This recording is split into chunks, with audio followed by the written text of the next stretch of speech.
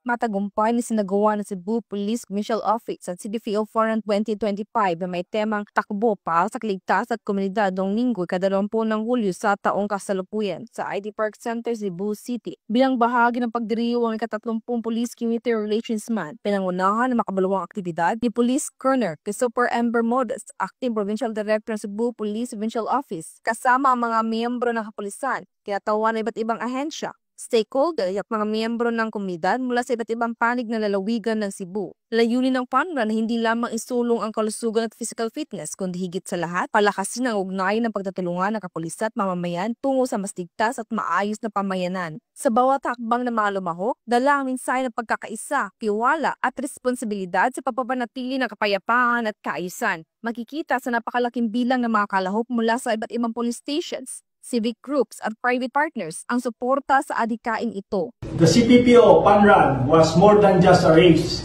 It was a movement for safety, wellness, and unity, held in celebration of the 30th Police Community Relation Month.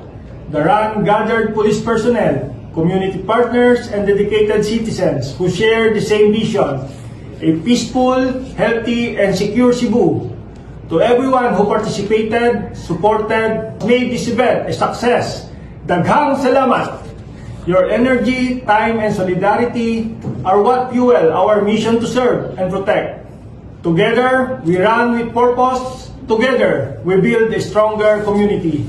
Mabuhay ang fisherman, mabuhay ang CPPO, padayon ta sa pagserbisyo alang sa katawhan. Nagpahayag din ng pasasalamat si Police Colonel Bermudez sa lahat ng nakusa at kumakbo at pahayag niya na ang ganitong mga inisyatibo ay patunay lamang na ang PNP hindi lamang tagapagpatupad ng batas, kundi tunay na kaagapay ng mamamayan sa pagpapaunlad ng komunidad. Mula dito sa Central Visayas, ako ay inyong Police News Network Correspondent, Patrolwoman Annalyn N. Canoog, alagad ng batas, tagataguyod ng Balitang Pulis.